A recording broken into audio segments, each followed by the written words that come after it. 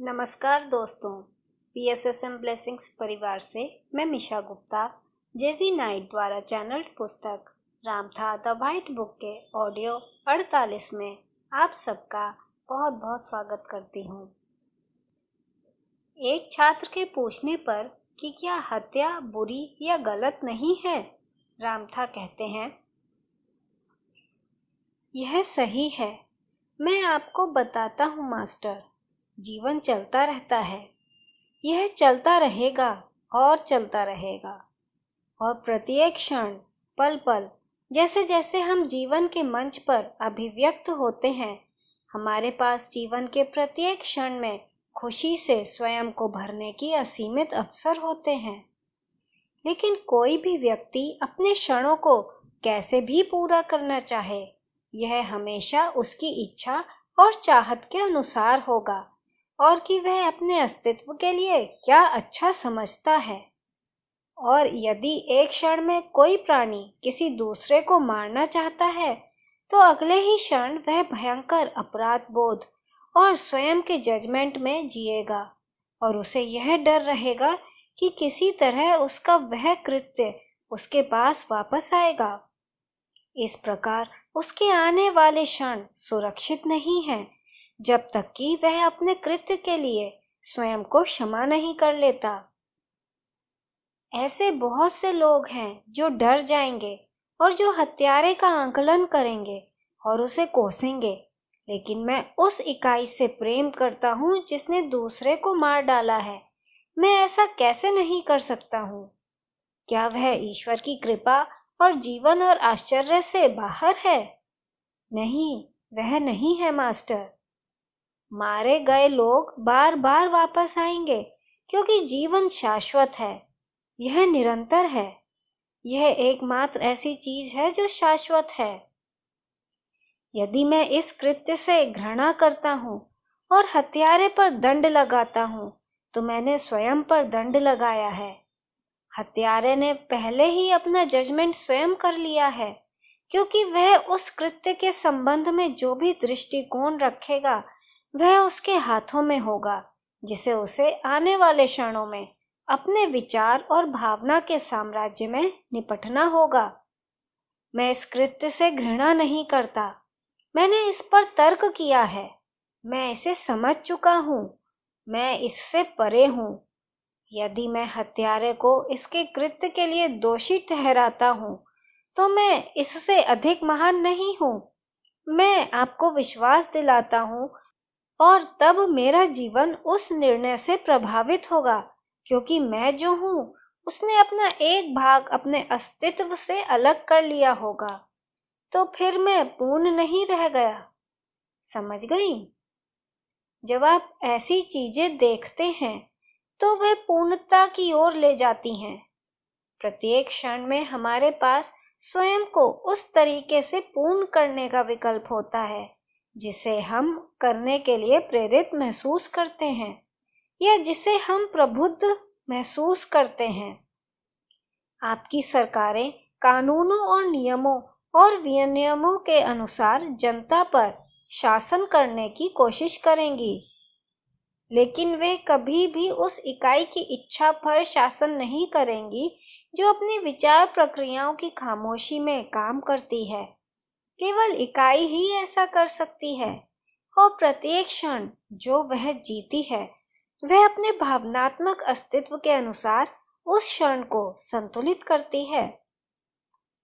मैं इस श्रोतागण के समक्ष कहता हूँ कि आपसे महान शिक्षक कोई नहीं है और प्रत्येक व्यक्ति अपने जीवन के लिए पूर्णतः उत्तरदायी है, क्योंकि क्या हम ही नहीं हैं जो विचार में एक कार्य करते हैं, और क्या उस एक कार्य का प्रकटीकरण ही हमारे विचारों को अधिक परिष्कृत करना नहीं सिखाएगा?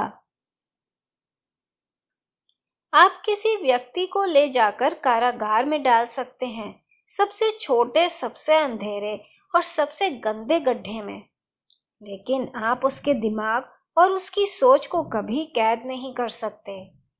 शरीर दबा हुआ होने पर भी मनुष्य विचारों में सक्रिय रहता है और वह चिंतनशील विचार के माध्यम से स्वयं से तर्क करेगा और स्वयं को सिखाएगा और स्वयं का आकलन करेगा। मैं अच्छाई या बुराई को नहीं मानता, केवल जीवन को मानता हूँ।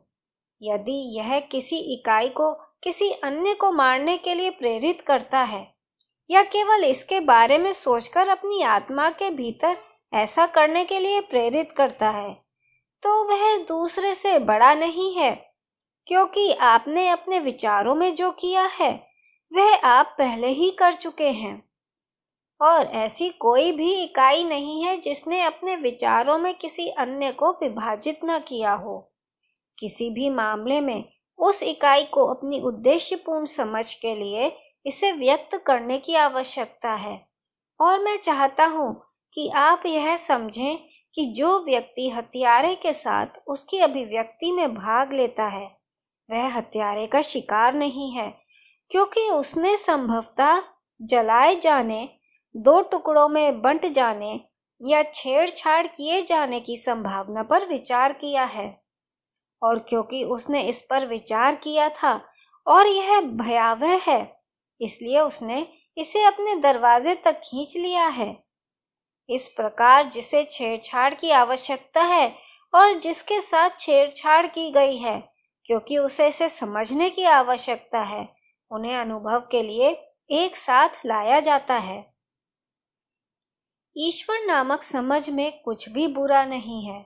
सब कुछ एक अनुभव है जो ज्ञान प्रदान करता है। यही मेरा आपके लिए उत्तर है। और जब मनुष्य की उसके भाइयों द्वारा और अधिक निंदा नहीं की जाती है और उसे यह एहसास हो जाता है कि वह अपने अस्तित्व में बुरा नहीं है, कि वह अपने अस्तित्व में ईश्वर है, और यह समझ जाता है कि ईश्वर नामक जीवन शक्ति उसे पूरी तरह से प्रेम करती है और उसका समर्थन करती है, तो उसे अपने मूल्य और महत्व को समझने के लिए युद्ध या बलात्कार या हत्या या ऐसे अन्य कृत्यों का अनुभव करने की आवश्यकता नहीं होगी। और जब मनुष्य स्वयं को इस प्रतिबंधात्मक चेतना से, इसके कानून, योजनाओं और नियमों से मुक्त कर लेता है, तो उसे वह आनंद और शांति मिल जाएगी जो उसे स्वयं से और पूरी मानव जाति से प्रेम करने और सभी को अपनी मर्जी से जीने की स्वतंत्रता देगी। तब वह वैसा ही प्रेम करेगा जैसा ईश्वर प्रेम करते हैं। तब वह वैसा ही हो जाएगा जैसा ईश्वर है, वह मंच जो सभी जीवन का पोषण और समर्थन करता है। छात्रा: हाल ही में मेरे जीवन में 2 लोग आए हैं और मैं जानना चाहती हूँ कि मेरे जीवन में उनका उद्देश्य क्या है और क्या हम पहले भी किसी अन्य जन्म में साथ रहे हैं। राम था: वे आपके जीवन में इसलिए हैं क्योंकि आप उन्हें वहां चाहती हैं और वे वहां रहना चाहते हैं। इससे बड़ा उद्देश्य क्या हो सकता है। छात्रा: परंतु मैं निश्चित नहीं हूं कि मैं उन्हें अपने जीवन में चाहती हूं या नहीं। मैंने सोचा कि शायद वे हमारे बीच किसी कर्म बंधन के कारण थे और हमें एक दूसरे से कुछ सीखने की आवश्यकता थी। राम था: आप जानती हैं मास्टर, यदि किसी रिश्ते में कुछ कमी है तो शायद पिछले जन्मों में साथ रहने की मनोवृत्ति अक्सर उसे आज की तुलना में कहीं अधिक आकर्षक बना देती है। लेकिन कर्म बंधन, जैसा कि इसे कहा जाता है, केवल आवश्यकता नामक एक बहुत ही सरल शब्द की धार्मिक व्याख्या है।